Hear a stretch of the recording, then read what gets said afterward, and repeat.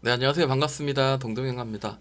자, 제가 한국 증시와 이제 미국 증시를 같이 이제 지금 현재는 봐야 되는 그런 시장인 것 같습니다. 시작을 하기 앞서서 제가 미국 증시를 그동안 10년 동안 이렇게 매매를 했던 그런 그 경험을 노하우를 살려가지고 어떤 식으로 우리가 접근을 하는 게 좋은가, 매매를 하는 게 좋은가, 이제 이런 걸 한번 고민을 좀 해볼 필요가 있습니다.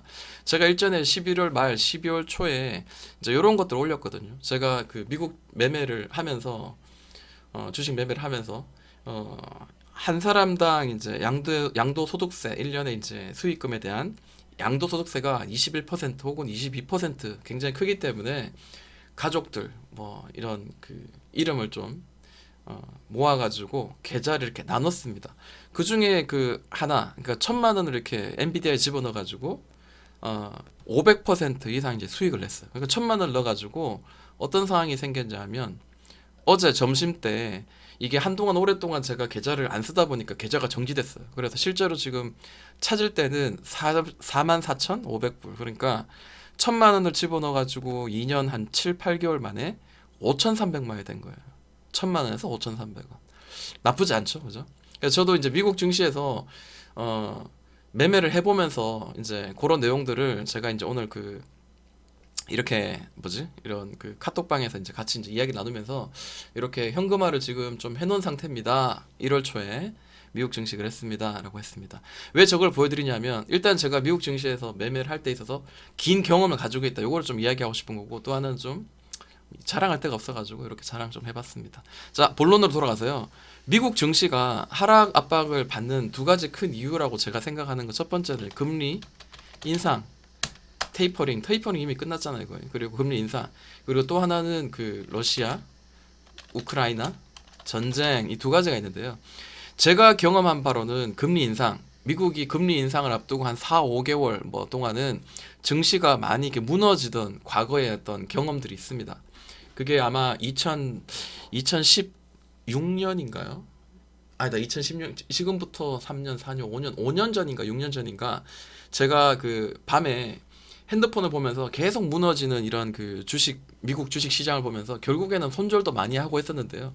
이게 금리 인상이 이제 딱 시작하자마자 다시 주가는 다시 바닥을 찍고 반등을 강하게 만들어 주더라고요. 그래서 결국 내가 털렸구나라는 걸 알게 됐습니다. 그 당시에. 그래서 미국 증시는 첫 금리 인상이 3월 달이에요. 그래서 저는 3월 달 정도 금리 인상이 시작하고 난 뒤에 이제 바닥을 만들어 주는지 그런 지수들을 좀 볼 필요가 있다라고 저는 생각이 들고 두 번째로는 러시아 우크라이나 전쟁이 지금 현재 이게 지금 압박을 많이 주고 있는 것 같아요. 그리고 한국 증시에도 여러분도 이제 보시는 것처럼 러시아 관련주들이 계속해서 이런 방산, 천연가스, 석유, 알미늄, 구리, 사료, 수산물 뭐 계속 순환매를 돌면서 계속 막 움직이고 있죠. 게다가 최근에는 에너지가 이제 그 천연가스가 이제 막히면서 러시아에서 유럽으로 가지 못한다 이제 이런 이야기가 나오면서 태양광, 풍력 그리고 원전 뭐 이런 애들이 지금 또다시 이제 순환매가 막 돌고 있습니다. 그 한국 증시는 뭐 여러분도 아시다시피 지금 지수가 지금 상승이 아니라 지금 눌려가지고 여기도 지금 꿀떡꿀떡 하고 있잖아요. 네. 그래서 제가 생각하고 있는 한국 증시는 일단은 들고 꾹 들고 간다는 아닌 것 같습니다. 지금 그 순환매가 돌 때 좋은 타이밍에서 매매를 해서 수익을 좀 챙겨가는 빨리빨리 챙기는 전략이 저는 맞다라고 생각이 들고 그러면 뉴스를 보면서 우리가 그 타이밍을 잘 노려야 되겠다고 생각합니다. 뭐 단타라고 해가지고 짧게 들어간다 해가지고 내가 3% 2% 수익 내는 거 뭐 그게 아니라 그런 의미가 아니라 좋은 타이밍에서는 이런 변동성이 급하기 때문에 뭐 때로는 크게 이제 막 10% 15% 크게도 막 이렇게 들쑥날쑥 하잖아요. 그래서 그런 타이밍을 좀 잘 노리자라는 거고요. 특히 어제 같은 경우에는 어젯밤 같은 경우 미국 증시가 좀 굉장히 하락이 났어요.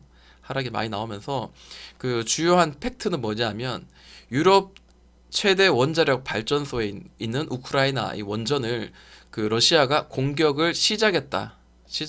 그리고 폭발 시 규모가 체르노빌 10배에 달할 것이다. 뭐 이런 걸로 해가지고 이 관련주들이 있어요. 이런 관련주들이. 그리고 뭐 여행 관련주라든지 리오프닝 이런 애들도 지금 살짝 지금 눌리고요. 그러니까 결국엔 이제 원전, 화재에 대한 진압 뭐 이런 그런 테마 하나.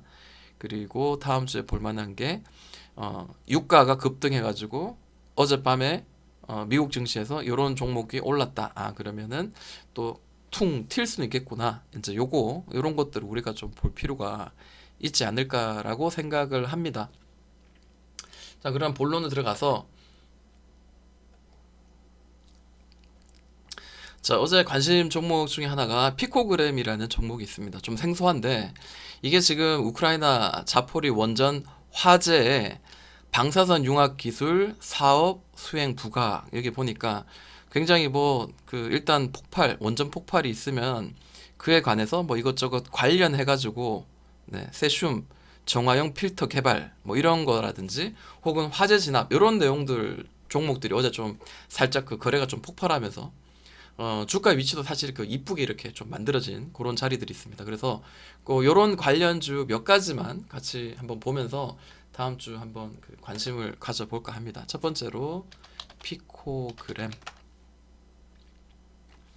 자, 피코그램 제가 이게 이런 식으로 제가 이제 선을 좀 중요한 자리에 선을 그어놨는데 자, 이제 처음으로 이제 여기서부터 이제 고점 만들어서 밑에서 이렇게 눌러서 한번 중간 고점 만들고 크게 이제 더블 바닥 만들어서 지금 이 박스도 지금 올려놓은 상태죠. 저는 이게 동동바닥이라고 하거든요.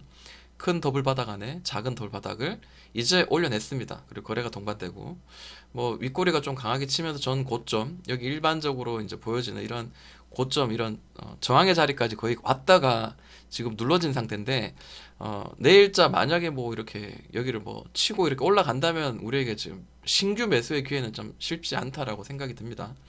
근데 만약에 이제 여기서 좀 다시 한번 이렇게 좀 움직였다가 또 올라가는 이런 흐름이 나온다든지 이거는 분봉을 좀 볼 필요가 있어요. 단기적으로. 이제 분봉을 예를 들어서 이제 5분봉, 15분봉이나 5분봉으로 좀 보여드리자면 이미 좀 매수해 볼 만한 좋은 자리는 이미 지났어요. 그러니까 고점 대비해서 쭉 이렇게 미끄러졌습니다. 고점을 연결한 선 보니까 계속 이렇게 떨어지죠. 그러다가 더 이상 여기로 이제 돌파 나오면서 밑에 이 저점을 잘 지켜주면서 중요한 가격의 자리에 매물대를 딱 돌파하는 이런 흐름으로 해가지고 뭔가 지금 만들어주고 있어요.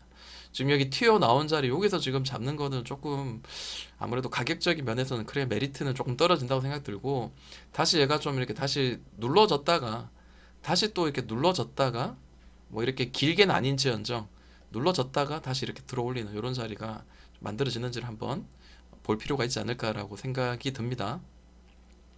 일봉상의 위치로 봤을 때는 18,000원 정도까지 떨어지면 더 좋은데 일단은 뭐 관심 종목으로 좀 둬야 될 것 같습니다.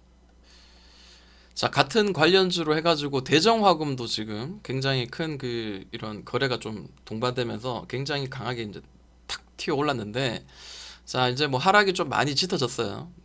네, 여기 고점부터 해가지고 하락이 좀 이렇게 지금 떨어지고 있다가 현재 이런 그 바닥권을 이 꼭지 하나 둘 하고 땅 튀어 올라가지고 올렸다가 꾹 눌렀습니다. 근데 거래는 상당히 터졌죠. 자, 이거를 지금 바닥으로 지금 삼아줄 가능성이 좀 있지 않을까 생각하고 이 파란색 박스 혹은 다시 눌러지더라도 다시 윗꼬리를 치면서 뭔가 계속해서 뭔가 만들려는 이런 바닥을 만들어서 움직이려는 흐름들 나올 가능성이 있으니까 관심을 가져보겠습니다. 자, 이번은 한창산업입니다. 마찬가지 원전 공격, 방사능 해독 뭐 관련해가지고 관련주로 이렇게 엮여 있고요. 자, 한창산업은 되게 조금 이쁘죠. 왜냐하면 고점 대비해서 많이 빠져가지고 여기서 지금 바닥을 막 이쁘게 막 이렇게 만들어주면서 콩닥콩닥 치다가 이제 돌파가 거래가 크게 동반되면서 빡 나왔습니다. 거래가 주고 있죠. 네.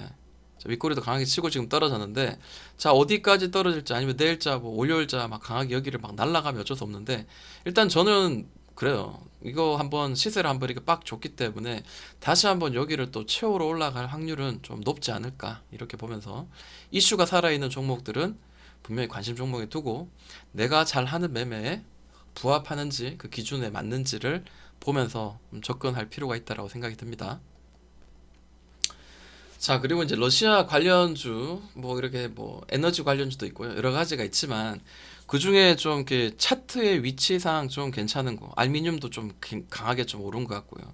석유주도 어제 간밤에 좀 올랐기 때문에 살짝 이렇게 음봉이 나왔던 애들이 다시 한번 치고 한번 올릴 수도 있기 때문에 한번 봐야 된다고 생각이 들고요.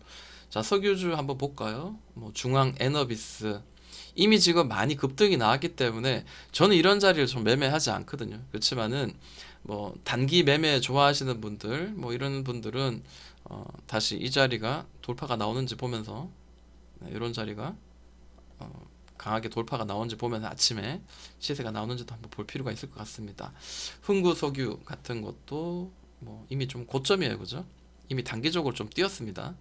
그리고 에너지 SH 에너지 화학 이런 애들도 지금 눌린 상태이기 때문에 내일자 한번 여기서 이 자리가 탁 튀면서 이렇게 다시 여기를 채우는 이런 모양이 나올 가능성을 한번 염두에 두고 월요일자 아침에 이제 시작할 때 한번 볼 필요가 있다고 생각합니다.